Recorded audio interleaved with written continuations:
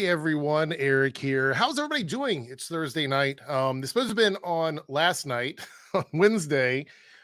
However, just like Nick Fury, a lot of people thought I was joking. Just like Nick Fury, my cat, I know it's hard to see, but my cat attacked my face. There's like three marks. It was very bad. It was traumatic for me. So was not able to go live last night. Didn't make a video today because I was still swollen from my cat jumping on my face. So, but we're here tonight, so that says something. Hope everybody's having a good Thursday. There wasn't a ton of news today, so I didn't miss a lot. But I was bummed out I didn't get to make a video. However, life goes on. If you are new to our Secret Invasion review streams, the way it works is for the first 10 or 15 minutes, we're going to review the episode. There will be spoilers included. So make sure if you haven't watched the episode, to watch that first, and then come back over here. And then the back half of it, we'll talk about some other Marvel stuff. There's a few stories that I want to talk about. And then we'll do some Q&A with some people in the chat. A few shout outs. We have Amethyst in the house. We have Dino Dragon, PB, and J is here. All Team Airrick members. Thank you so much. And then we have our Eric verse here, which is Hero's Journey. Darren's in the house. Feather Guardian, Maya, Dejan. Good to see you, everybody, hanging out. If you're watching this on playback, make sure you join us for these live streams. I love having you guys here to chat with me. Hello, Lane. Hello, Robert Blake. How are you doing? Let me throw up one of my banners. Let me scroll one of my banners here. Here we go. I think this might work. This is a good one. It's a generic one. We'll go with this one. Anyway, let's get into this episode. All right. You guys want to talk about this? I think it was a pretty interesting episode of Secret Invasion. Let me pull my screen up there. All right. So I got my notes over here. I can't wait to see and hear what everyone has to say. I should say hear instead of see. That's not really the best way to go about it. But the second episode was titled Promises. Now, I want to start out by saying I'm seeing some interesting criticisms about Secret Invasion.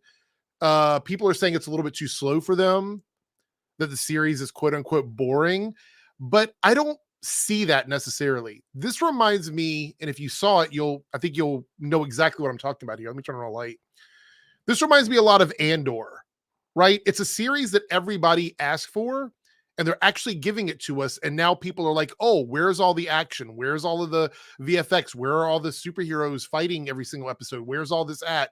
And the show wasn't really ever advertised to be that necessarily, right? I don't think I always thought of the show as like a spy, like espionage series. So for me, it's delivering on what I was actually expecting it to bring me. It's very much like phase 1, phase 2 of the MCU. For me, anyway. With that being said, episode title was Promises, I believe. Hopefully I got that right. This episode takes us back to the 90s. We get the de-aged Nick Fury, who is basically teaching the Skrulls to become human-presenting foot soldiers, which is something that we kind of knew about, but we just didn't necessarily ever see it. So we're going back and we're seeing how this is working out. It's a lot more detailed and nuanced than we expected. And also we explore more of Nick Fury's manipulative nature in this episode when it comes to him getting what he wants. And I'm not saying that as a negative. I'm saying that it's very obvious that Nick Fury, the earlier version of Nick Fury, the one that we met back in the beginning, is still in there, in terms of his personality. We have a younger version of Gravik that is introduced, and how he forms a connection with Talos and Gia. Nick initially hesitates to recruit a child soldier, but eventually convinces Gravik and the Skrulls by promising to find them a new home. Which, when I heard that promise, I'm like, okay, so this explains why there's so much animosity. Because he made a promise, he made a dedication for them, and has yet to actually present that. I mean, obviously stuff happened with Thanos and all of that, but in some ways, it's like he let them down on something that he promised for them. And this basic Skrull society is a product of that in a lot of ways. And so I understand why they feel the way they feel. I'm not saying I agree with their methods, but I understand why they feel that way. And I think it's quite interesting. So, and then in present day, we have Nick facing the consequences of his actions, including the death of Maria and the Skrull faction causing destruction in Russia. And we get to see Maria's mother, who is quite taken aback by everything that has happened. I will say in that scene, I was a little confused because she made it very clear to Nick when she was talking to him about what she had to go through for Maria to get answers. And obviously Nick providing those answers for her and then explaining why Maria was gone. And then her mother saying, oh, she would have gone to hell and back for you. And I'm like, yeah, I mean, that's why it happened. You know, that's why that situation happened, was because she would go to hell and back for Nick Fury. And I'm not saying that that she can't be emotional about it. Obviously she can, but that's kind of the job that she was signed up for. And we live in a world where we have aliens, we have superheroes, we have all these things. She is a human, like in the front lines of all of that.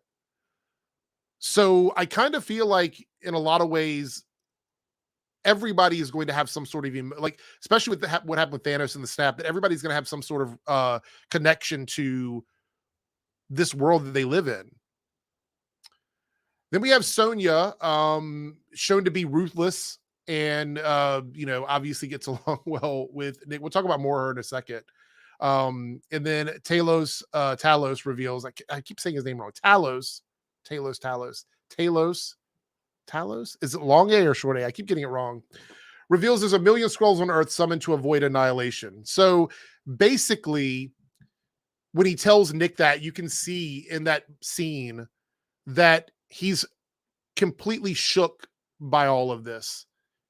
But again, I don't necessarily blame them for doing what they had to do. But it brings us back to like Captain Marvel, where the Kree were chasing down the Skrulls for, I don't want to say the exact same reason, but a similar stigma about them. If you remember back to that movie, it made us sympathetic to the Skrulls because we saw that the Kree were pretty much painting them with a broad brush. And it made us as viewers feel for the Skrulls in that moment. However, it seems like maybe there was something similar going on with the Kree that we were not privy to at that moment. And I'm not, again, defending the Kree. The Kree have made awful mistakes. But it seems like they're drawing some sort of allegory or parallel to that, I should say, a parallel to that storyline. Then we see Gravik becoming a Skrull general, and he harbors anger towards humanity. And Gravik plans to create Super Skrulls using DNA and technology from various sources, including Iron Man 3's extremist tech. And we're going to look at that in a second. There was tons of that in this episode, which is really exciting. We'll go with that in a second. I want to talk a little bit about Sonya. So Sonya has a scene. There's a scene where there's a John Brogan Skrull captured and being interrogated. And they're being very rough with him as they're doing like torture techniques and stuff like that. And she walks in and immediately goes into like, I don't know what was going on in her head. It's like she disconnected from like the outside world and just immediately went full on, like, I'm going to inject you with this stuff. It's going to be awful. You're going to give me the answers I want. And just ruthless, absolutely ruthless, which I really, really loved about her character. I think it's a very interesting dynamic and very capable, obviously, because she's able to get away when Gravik shows up. She's able to get away. She's not scared at all. She's not intimidated. She's not scared. She's a very fully formed character in that regard. And I enjoyed that about her in this episode. But at that point, John Brogan had already given her information. Gravik and Pagon stormed in, got him, made him feel like everything was going to be fine, and then end up obviously having to kill him for his mistakes because they're very ruthless, I guess, in that regard. And this episode suggests a slow burn approach and focuses on the past and future threats. We have some really great scenes between Nick and Talos, as well as Nick and Rhodey are appreciated. The Nick and Rhodey scene was kind of great, honestly, because it made us wonder. It made us wonder if Rhodey is a Skrull. Did anybody else get that impression? Let me know in the comments if anybody else got that impression that maybe Rhodey is a Skrull, or he assumes that someone else is, because he was very, very harsh on Nick. And I don't know if that was genuine or if that was like basically setting us up for Rhodey being a Skrull, which would make things absolutely insane in that way. In a second, we're going to go over, like, I think all the known Skrulls. And if I'm forgetting anyone, you guys can let me know. It seems like a complex relationship between Skrulls and humans and the potential for salvaging are going to be explored. And it's also difficult to gauge Nick Fury's ignorance in the narrative role in the series, because we find out one of the big surprises in the episode is that there's a council of Skrulls, or the Skrull Council, which Gravik is now in charge of, and that Nick Fury's wife, Priscilla, is also a Skrull. Now, has she always been a Skrull? It seems like that's a possibility. It's a very big possibility. And, maybe even the president of the United States could be a Skrull at this point. We don't know. We're not sure. But anyway, I'm going to say I enjoy this approach to the show. We have a few comments here I'm going to pull up on the screen. I think Paigey made one here. Where's it at? He had a good comment here. He says it's not fully boring, but if there is a decent payoff in the slow pacing for nothing, but that's to wait until the end to decide. I agree, and I absolutely think that that's what they're doing. I absolutely think that's what they're doing. Let's see. We had another comment here that I wanted to talk about. Dino here says, also Rhodey being real hostile toward Nix was kind of unwarranted. Like he was ready to arrest, and then there was in the restaurant, like that whole scene to me felt like they were basically insinuating that Rhodey could actually be a Skrull. But I think that's the whole like paranoia aspect of what's happening in the series. But I'm quite enjoying it. I would probably give this episode like a 7.5 out of 10. 7 to 7.5 out of 10. But make sure you let me know in the comments below if you're watching this on playback. Do you agree or disagree with that score? I'm very curious to hear what everyone thinks about that. So I think that would be interesting to hear what you guys have to say. All right, let's dive into some other topics here. First of all, we have every character revealed to be a Skrull in Secret Invasion. And let me know if there's anyone missed in this article, because I think everyone's here, but I wanted to find an easy way to like go through this.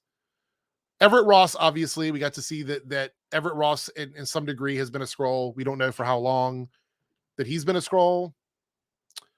Priscilla Fury was revealed to be a Skrull. And again, we don't know. We have no idea if this has been from the beginning or what. But clearly it seems as if she's there for a purpose. That is to be determined. Then we have the Skrull Council, and this is who is included on that. The UK Prime Minister, Pamela Lawton, NATO Security General, Sergio Caspani, Chris Stearns, which is an FXN news anchor, supposed to be Fox, I'm pretty sure. Pretty sure they're going for that. Shirley Sager, we don't know her position now, I guess. That'll be explored because she got dismissed. Jack Hyuk Bin, a Korean billionaire. And that's it so far. Unless there's someone else that we don't know about. I do think Rhodey is a very big possibility for being a Skrull at this point. Let's talk a little bit about the surprises. So this was what I think for me was the most exciting part of the episode. And that was when we found out how they're going to be giving powers to the Super Skrulls. This is going to be wild. I'm really excited about this. So the latest episode of Secret Invasion promises Gia snooped around to discover what Gravik was hiding and found files cataloging 4 samples of various specimens whose DNA has been harvested. Groot was one of them. In the first list was Groot, an image showing several twisted vines embedded in the ground. And this was from the location during the battle with Thanos in Avengers Infinity War. During the battle, Groot sent out a fury of twisting roots to trap the Mad Titan. And we get to see Gravik here using the powers, like Vision's body being recovered by Sword at the same scene. The pieces of Groot could have also been taken. It appears that Gravik will incorporate Groot's abilities, which don't look too dissimilar to Mr. Fantastic stretching power, but it's roots, so it's a little bit easier. The Frost Beast, which we know that was from Thor: The Dark World. We have to see here. We don't really know what that's going to do in terms of their power, but it seems pretty cool. Cull Obsidian. Now we see here the hand was recovered from the battle in New York during Infinity War, and they're going to be using that. And then the Extremis from Iron Man 3, which what a deep cut here. Yeah, this is really interesting. So these are the four powers it seems they're trying to incorporate, which again seem to be similar to the Super Scroll Fantastic Four powers. So we have the stretchy, we have the strong. I don't really know what Frost Beast is, I guess Invisible Woman somehow, and then the extremist power of fire here. So I think that's kind of cool. What do y'all think about this? Let me know in the comments below. And the last secret invasion bit before we get to some Q&As and some other topics is the Secret Invasion episode 2 includes key Flash movie location. So if there's ever a crossover, this is one of them, I guess, here. So the Secret Invasion filmed in the Flash's Central City location. This is the building here. It's London's Senate House, which was used for the emergency security meeting of the world leaders that James Rhodes War Machine attends during the episode. And then that was also used in the Flash movie here. It looks very Central City Research Center.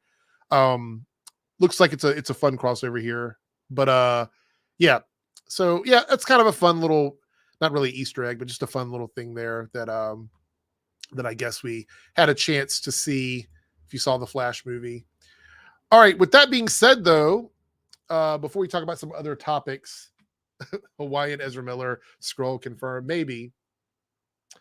Cody here says that the Frost Beast also happens to play into Agents of S.H.I.E.L.D. True. Amethyst says, well, what got me is when Gravik said he would not kill Nick Fury. That's what he wants. So he makes me think that Gravik and Nick had a very close relationship. Well, in the episode, I got the impression that the history between them is a lot deeper than we know. And maybe we'll see more of that. Maybe more of that will be explored. Robert says Nick Fury is a Skrull in disguise. Well, I mean, if Priscilla is a Skrull and Nick is a Skrull, then why would she change back to her human form? That's my only thing about that. Like, would there be a reason for her to shift if that were the case? I don't know. I guess that she could absolutely be, or he could absolutely be a Skrull as well. I guess everybody's fair game here. All right, let's talk a little bit about something Marvel related, but not necessarily related to the MCU, and that is Beyond the Spider-Verse producers address sequel's release date. Now, if you guys don't remember, this was a statement made on Twitter. It says they've announced the Beyond Spider-Verse will be released in March of next year. I've seen people say, oh, they probably worked it out at the same time. There's no way that movie's coming out then. There's been progress on pre-production side of things, but as far as production side goes, the only progress that's been made is the third one is an exploration or test that we've done before the movie was split into two parts. Everyone's been fully focused on Across the Spider-Verse and barely crossing the finish line, and now it's like, oh yeah, we have to do another one. So here we go. It says that the producers have responded, which is Lord Miller. And the response was, I would like to say that we're going to take the necessary time to make Beyond the Spider-Verse great, and we won't back into a release date that doesn't fit. So I think it's safe to say that this movie will definitely get pushed back. 100%. I don't see how it's going to come out next year. I'm thinking the year after, or maybe even later than that. Most likely. Also, it seems like if this was ever a real thing, Adam Driver and Margot Robbie are no longer in talks to join the Fantastic Four. And Daveed Diggs is also reportedly still not a lock to play Ben Grimm. Was this ever true? I don't know. I have no clue. I liked Adam Driver. I don't know about Margot Robbie. And the last thing before we get to the Q&A is Anthony Mackie on Jonathan Majors. Nothing has been proven about this dude. Nothing. So I'm working on a video about Jonathan Majors. I don't know if it's going to be out by tomorrow, but it'll definitely be out by the end of the weekend, going over some of the stuff that's happened. And this is what Jonathan Majors said by Inverse interview. We're a country that was built on everyone is innocent until proven guilty. That's one of the staples of this country. Nothing has been proven about this dude, nothing. So everyone is innocent until proven guilty. That's all I can say. It's crazy where we are in a society, but as a country, everyone is innocent until proven guilty. And all I have to say is based on the news that has been coming out, it's getting really wild. This story with Jonathan Majors is going to get even more and more wild as time goes on. So I'm going to try and compile it all into a video. Again, I'll try and have it out by tomorrow. If not tomorrow, by Sunday at the very least. So a lot of wild stuff happening. But I'm curious what you guys think about any and all of this. Now that we've jumped through the topics, let's go through some of the comments here. We have a super chat here from the Big Bang Theory. $2 super chat says, at least we're getting Madam Web next year. I'm not too secure on these Sony Venomverse, Spider-Verse movies. And the reason why is I'm not totally sold on the anti-hero being a good thing for that universe. I am thinking that they're missing the mark on it. I think we could have had another Spider-Man franchise with a different Spider-Man, either Miles Morales or used Andrew Garfield as the main Spider-Man of the Venomverse. That's how I feel about it. I don't know totally, if we're looking at a hit or not. I guess we'll have to see where Craven's going to go in terms of that. Justin says Cap 4 is filming in DC this week. Isn't it almost done? I thought it was almost done.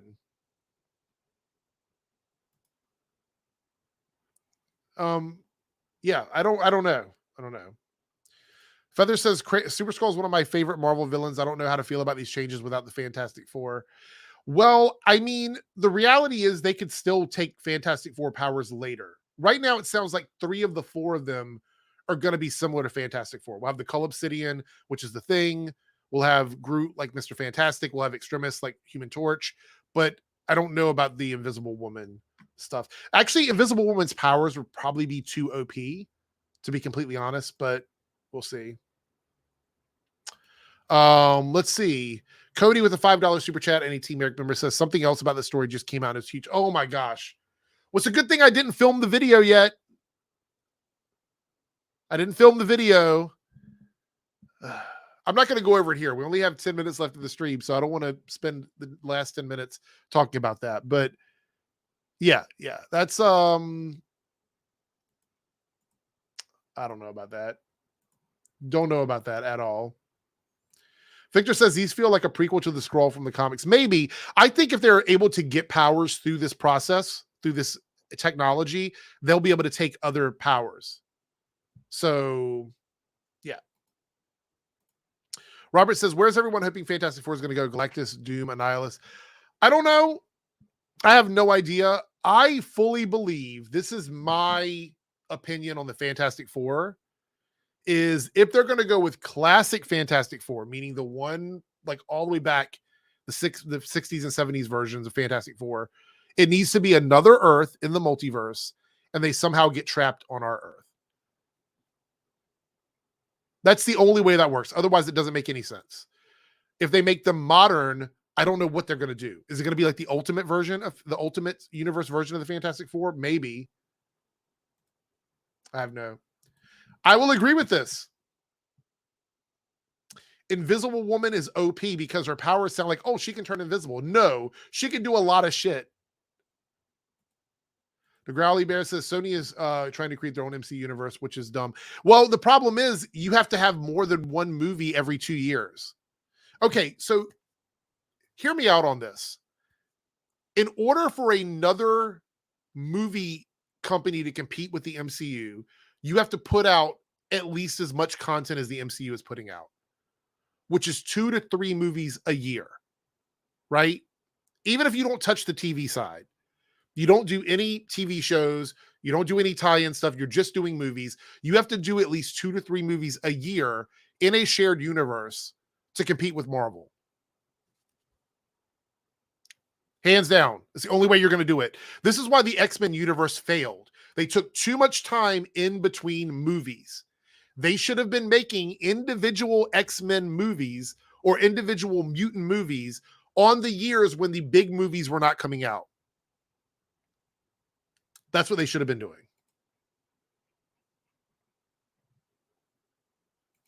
Infinity Force says, what's your thoughts on Fantastic Four? Goes the way how Black Lightning got connected to Crisis, but instead shows Fantastic Four connected to Secret Wars. Maybe. I want to know what you guys think. Here's a hot take, maybe, or maybe it's not a hot take. Maybe it's a very cold take. The Fantastic Four as a superhero team is probably the hardest team to translate into modern times because they're so corny. It's the concept of that team, the way it was designed and set up, is very outdated. And I think a lot of people struggle with, do I want the outdated version or do I want the modern version? Which one do we actually want to see? Do we want one that's more like progressive and modern, or do we want classic? Because in a lot of ways, those early Fantastic Four movies from the early 2000s were absolutely spot on in terms of the Fantastic Four. They just were dated in terms of modern aesthetic. It's like if you took the Fantastic Four and placed them in modern times, they would feel very campy and corny. So I don't know. Not sure. Yes, I am excited for Blade, but I want it to be really good. And let me say why. I want it to be good because of the fact that I loved the first Blade franchise. I loved it. The first movie was great. The second movie was fantastic. The second Blade movie, in my opinion, was the best in the trilogy. The second movie was the best, right? I think the third movie was not great, but I loved Ryan Reynolds. I loved Ryan Reynolds in that movie. I think Ryan Reynolds and Wesley were the best things in that movie, personally. But the rest of the movie was kind of throwaway for me. The second Blade movie was absolutely fantastic. No complaints about it at all. Paigey says, yeah, you're going to want to read that Rolling Stone article on your mate, Jonathan Majors. Okay, I'll read it. I'll read it. As far as Twitch goes, I am not planning on going live on Twitch tonight. I know I was going to go live last night, but again, cat attacked me. I will probably do Twitch tomorrow. I'll probably make it a Friday night stream. So if you're interested in hanging out with me for a Twitch stream, it'll be tomorrow night. Could we get a House of M story in the MCU? Probably not. Not for a while. That seems to be like that's going to be a trilogy in itself or a two-parter. DeGrowley says, I guess New Fantastic Four will be a bunch of strangers thrown together, then together they'll be the Cosmic Rays CMB. Maybe. Possibly. Blade 1 is underrated. I don't think it's underrated. I think Blade 1 has a lot of classic stuff, like the soundtrack for it. All of that stuff I think is really good. I think Blade 1 is just slightly behind where special effects are in that era. It was slightly behind that. Whereas I think Blade 2 special effects were really solid, in my personal opinion. What's your thoughts on Thunderbolts? Do you think it can be close to Marvel's version of the Suicide Squad movie? I think it'll actually be better than that. Like better than Suicide Squad. Not the second one, but the first one. I think it's going to be more serious, most likely. We'll have to wait and see. So the Star Trek stream has not worked out. What I'm probably going to do, because we had the third episode of Star Trek Strange New Worlds this week. I'm going to do some individual reviews, but they'll go up on my second channel probably until we can get the stream going. So keep an eye on that. I'll post it on Twitter and stuff when I do them. So Skyhawk says, I know it's over now, but did you watch Picard? I'm curious your thoughts about it. Season 3 of Picard was the best season. It felt like a season 8 of the Next Generation. I loved it. Thought it was great. Very few nitpicks with it. Yeah, no issues with it. My favorite of all 3 seasons of Picard by a long shot, pretty much. You caught a coverage of Friends of Garrick. Interesting. Okay. Yeah, it was pretty cool. Anyway, keep an eye on Twitter. I'll be posting a few things over there. And I will be live on Twitch tomorrow. And there'll be a video tomorrow. I don't know what it's going to be, though. I have a video waiting. I have a video where I talk about Gwen Stacy and the Spider-Gwen stuff, about the movement about her possibly being a trans character. And I recorded that, but I never uploaded it. So I might upload that tomorrow if I don't have something else filmed, but we'll wait and see. I'm going to try and get the Jonathan Majors thing done. Yeah, there we go. All right. Anyway, thanks everybody so much for hanging out with me tonight for our Secret Invasion stream. This will be up available on playback if you missed it. These are 30-minute streams, just letting you know ahead of time. So if you want to get here and chat, make sure you get here early. Make sure you have notifications turned on and all of that stuff. And yeah, that's pretty much it. So I'll see everyone tomorrow for the Twitch stream. Make sure you follow me on twitch.tv/Eric's Reloaded. And then, yeah, that's it. That's pretty much it. Anyway, thanks everybody. Take care. And I will see everyone in the next video. Bye.